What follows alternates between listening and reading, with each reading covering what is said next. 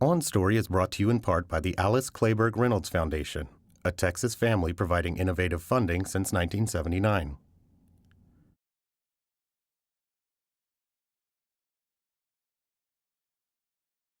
Funding also provided by John Paul and Eloise DeJoria.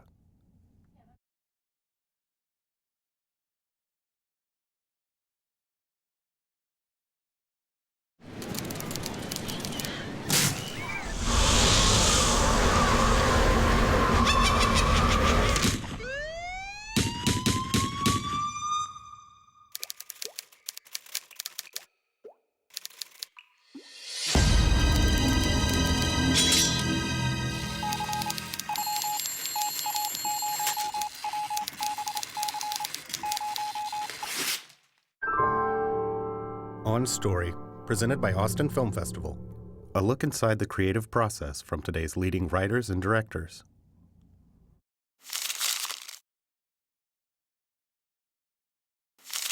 So keeping your own personal demons at bay, to me, is a process of just letting the story be so exciting that it deserves to be told regardless of whether you're a dickhead writing it. You know? Yeah, who the hell are you and stuff? I'm just here to tell the story. I'm not here to take the credit, you know? God takes the credit because the story existed already.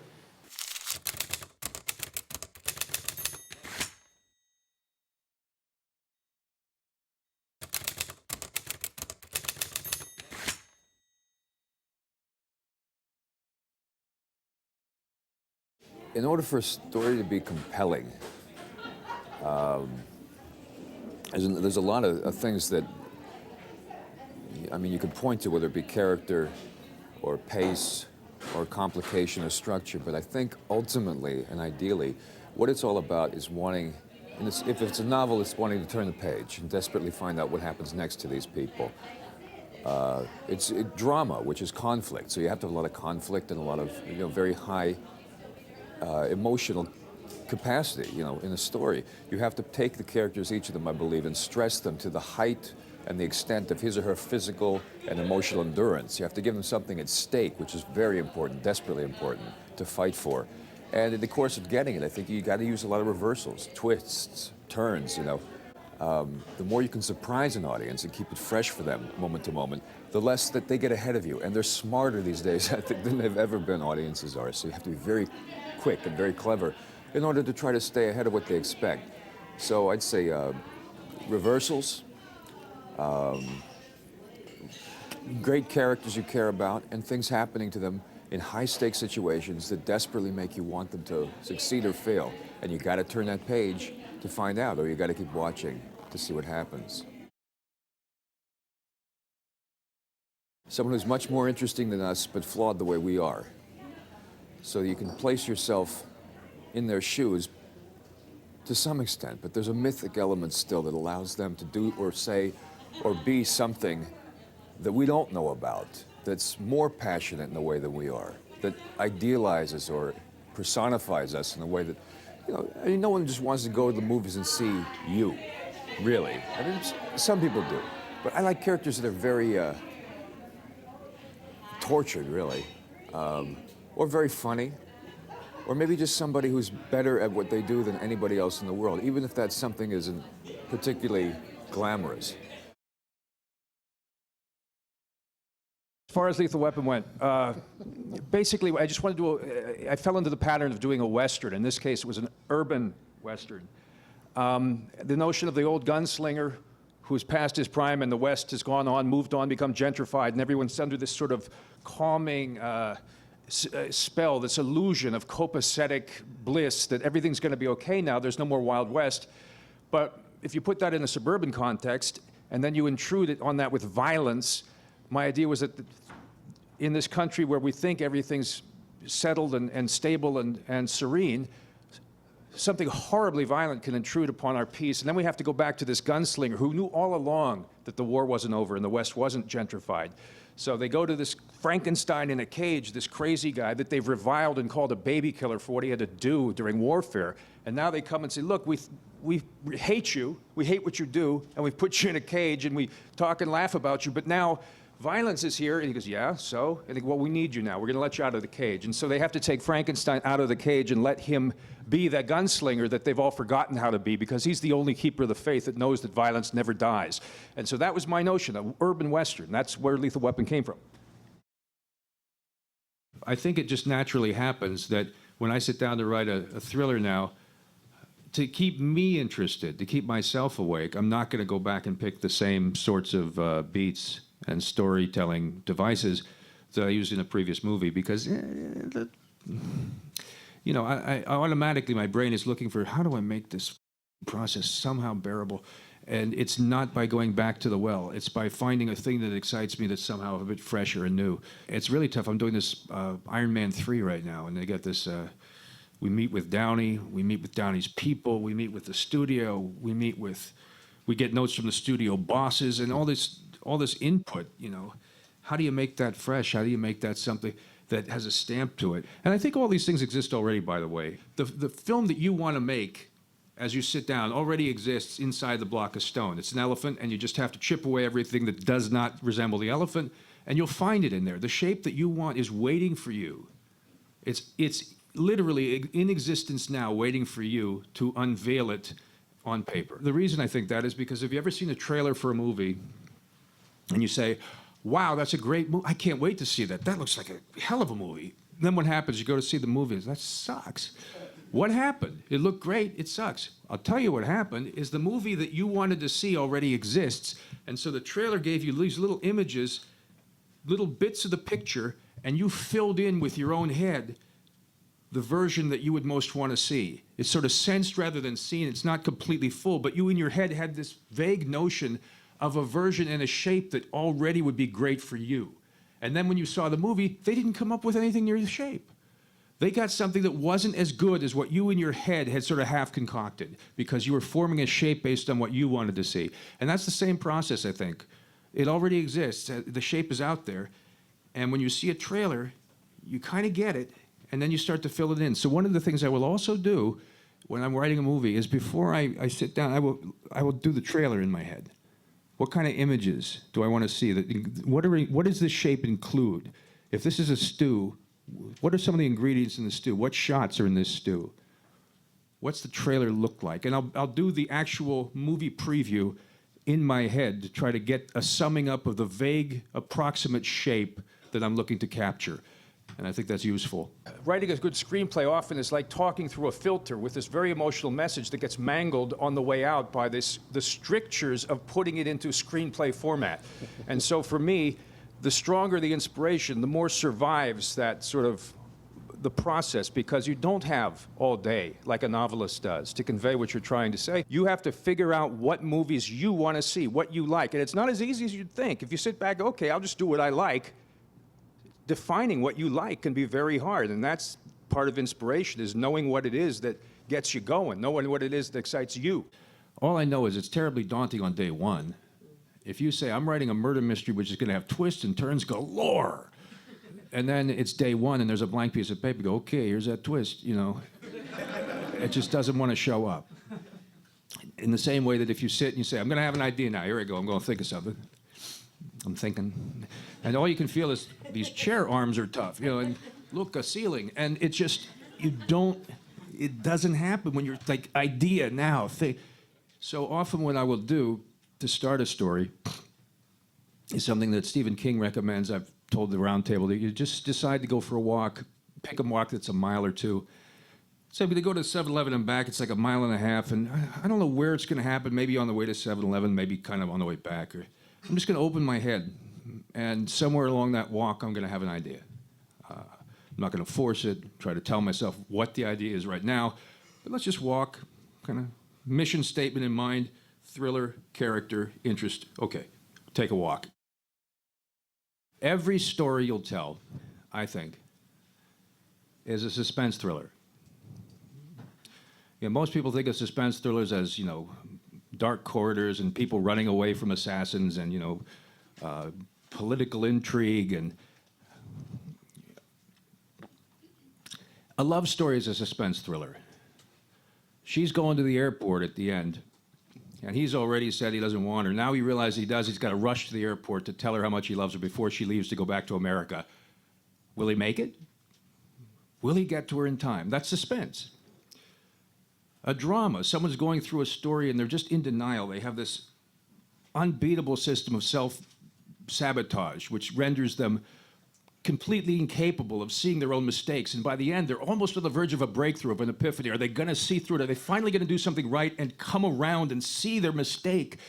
Well, guess what? That's suspense. Will they or won't they? It's about building suspense. It's about asking, what's going to happen next? Why should I turn this page?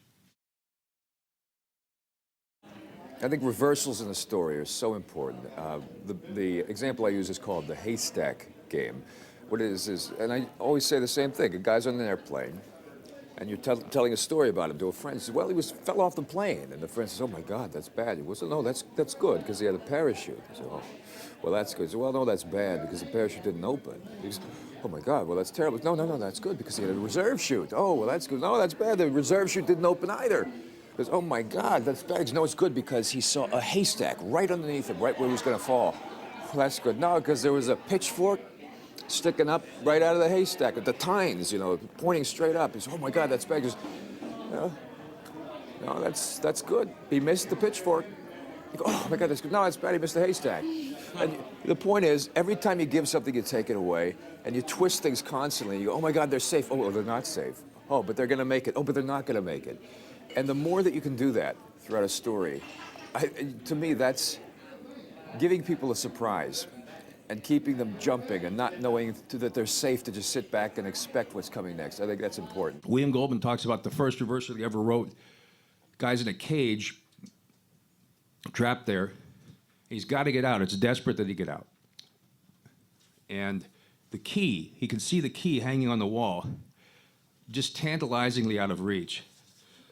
So he looks around and he starts to think, how can I get out? He takes off a shoe and he wads his shirt to it. He throws it. It's not working. So he throws it this way and he just about gets hold of the broom and he's dragging the broom, but it falls apart. So now he has to get the pieces. And finally, excruciatingly, he drags the broom inside. He puts it together and he reaches out and he can barely get the key.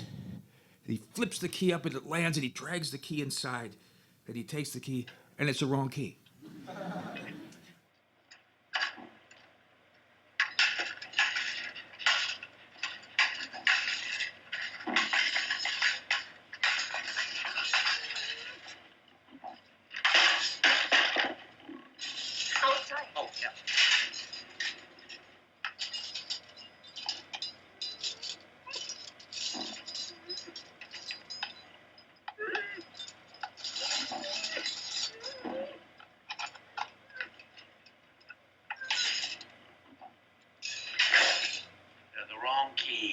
That's a great reversal because it preys upon your foreknowledge of movies or what you're thinking, oh my God, he's got to get it, he's got to get it.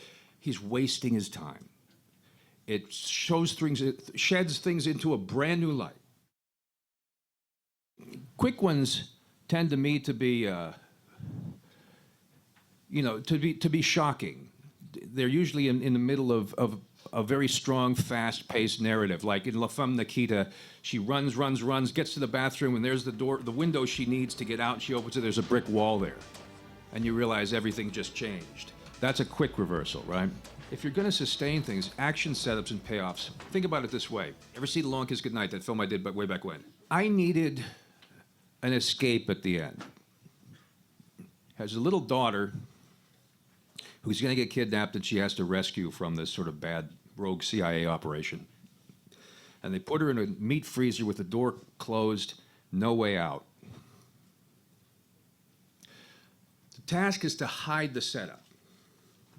So early on, we have a scene which we think is there just for its own purpose, where she's ice skating with the daughter, being a mom, and the daughter falls down and hurts herself, and she says, get up, you little baby, life is pain, get used to it. She starts this crazy rant, and then you realize later, oh, that was her memory coming back, this person she used to be who doesn't tolerate weakness. I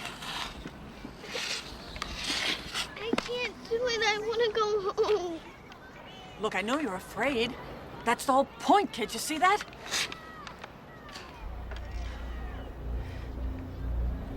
Stop being a little baby and get up.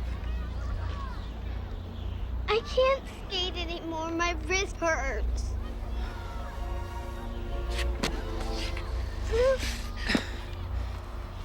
Life is pain. Get used to it. See, you will skate all the way to the shore, Princess, and you will not fall again. Am I understood?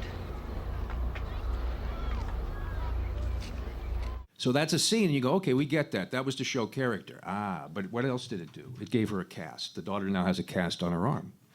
Skip 10 minutes later. The mother's going off on a trip, and she says goodbye to her little daughter. And she says, you know what? I'm gone, but I won't forget you. I want you to light a candle for me and keep it in the window. It's called a vigil. You put the candle in the window, and it means as long as it's lit, you keep it lit. I'll come back. I'll see the candle. I'll find you. You just keep that candle lit. And she gives her daughter matches and candles. Now skip ahead to the end of the movie. Mother breaks in, kills 3 people, looking for the daughter. Guess what? The candle's in the window, tells her where the daughter is. Payoff, okay? Goes to the door. They get captured, put in the meat freezer. Now they're freezing to death. But the mother has an idea. She takes her daughter's retainer out. She takes a baby doll that she's filled with gasoline earlier. It's a Betsy Wetsy doll she got for her kid, but now it's got gas in it. And using the retainer, she trickles it under the door so it goes into the room with the gas fumes, but she'll be protected by the blast door. Now, if she can just ignite the trail of gas, so she takes something, she's hitting the floor, just get a spark, and she can set this thing off and set off an explosion that'll free them. And she's sitting there, the daughter's watching in the corner with her cast, and finally she can't get a spark. This seasoned secret agent that she's become, Gina Davis's character, this amazing super spy, gives up and says, damn it, I can't get a spark. And the daughter says, Mommy, would this work? And she reaches inside her cast and she pulls out the matches that the mother gave her earlier. And the mother grabs her and says, oh my God, honey. And you realize the mother has now become the daughter in a way. The daughter has become the mentor of the mom because she solved the problem. All because there was a cast and there were some matches. And the matches went in the cast.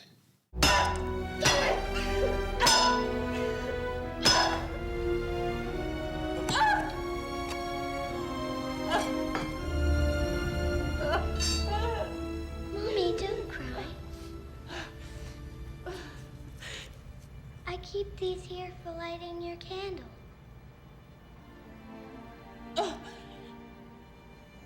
Okay. When you saw the scenes that initially introduced those elements, you didn't think, oh, those matches are coming back. No, that's what's great about it. You hid your setup, so it seemed like it was there just for the moment. Then later you pay it off and you go, oh, the best response you can have to a payoff in a thriller is someone goes, oh, right, I forgot, of course, I should have thought of that.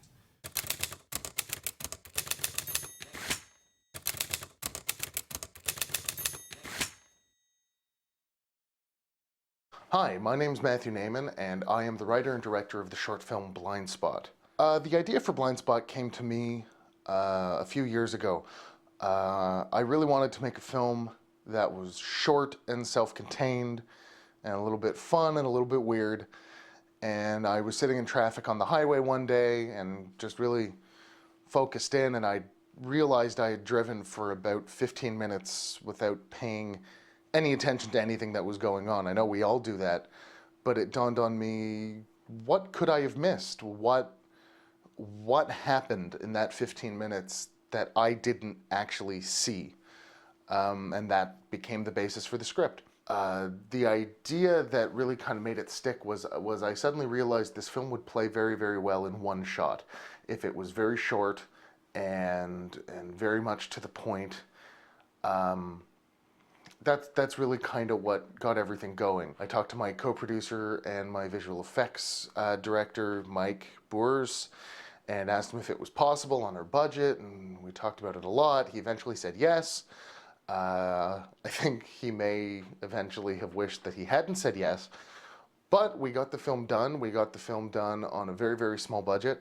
I think it's pretty ambitious for the budget that we had, and I think it's been it's really been a fantastic experience. You should go grab yourself a bag of popcorn, a very small one. It's a short film, and enjoy our film Blind Spot. Can you please stop raising your voice with me, sir? No, I'm not going to argue with you about anything like this. This is simple, very simple. I'll need to transfer you to booking. No, I was just transferred to you guys. Look, it's simple. I'm already booked on the 7 o'clock flight tomorrow morning. I need to get on the one at 7 p.m. tonight. I'm sorry, sir. The 7 a.m. flight is completely booked. No, you're not listening to me. I know I'm already booked on the 7 a.m. flight. I need to get on the one at 7 p.m. You're already booked on the 7 a.m.? Uh-huh, I just need to transfer to 7 p.m. I understand, sir, but this is cancellation. I'll need to transfer you to booking. No. You can discuss it with an agent then. No, they already told me to talk to you. It was Sean or Mike or something like Hold, that. Sir.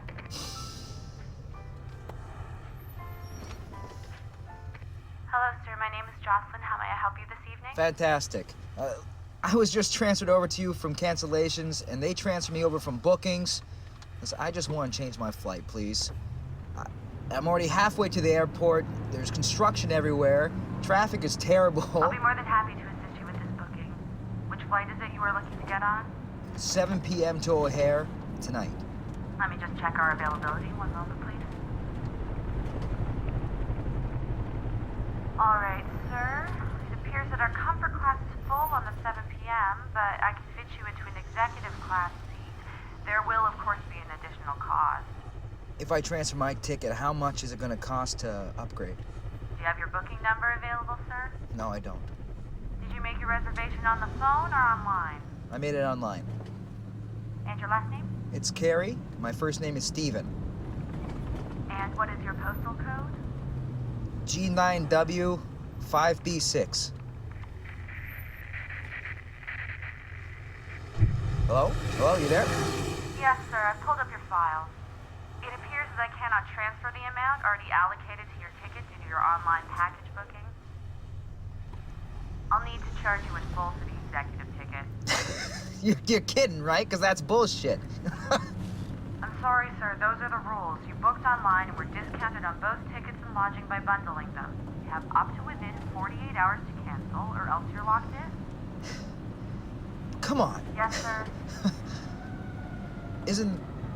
Isn't there anything you can do to help me? One moment.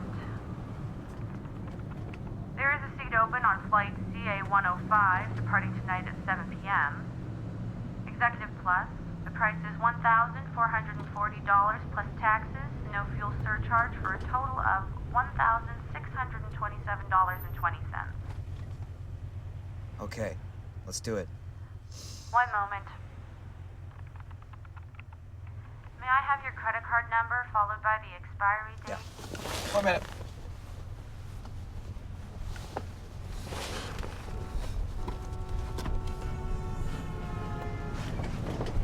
All right. 4535 1040 2979 and 6206. It expires in 12 of 12. All right. And what is the security code on the back of the card? Oh, me. Okay.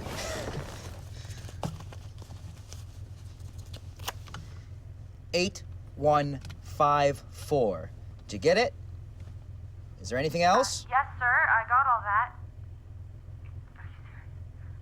However, I do apologize. I'm being told I need to clear the lines for priority use. No, don't hang up. Don't hang up. Did you book my flight or not? Don't hang up on me. I'm sorry, sir. The line is needed. Thank you for your understanding.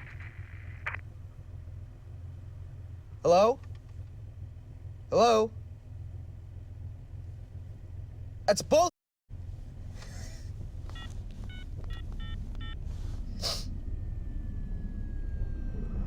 Please hang up and try your call again. Please hang up and try your call again. Please hang up. This is a recording.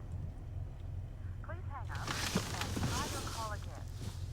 Please hang up. This is a recording.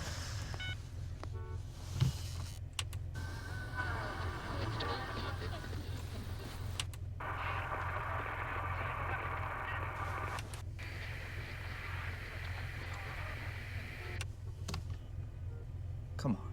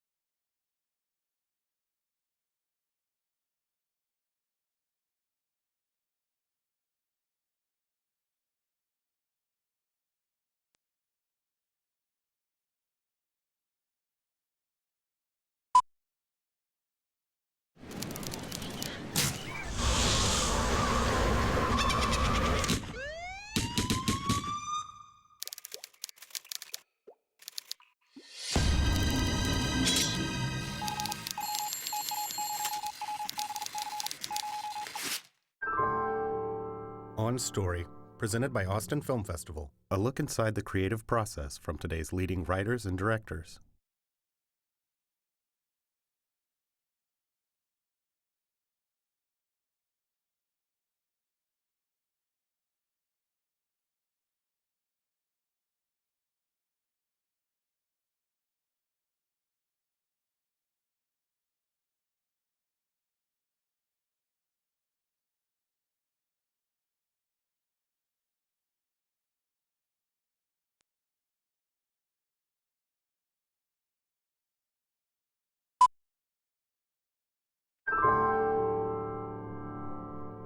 On the next One Story, Kiss Kiss Bang Bang filmmaker Shane Black discusses creating tension and raising stakes in action film genre, followed by the short film Blind Spot by Matthew Nayman.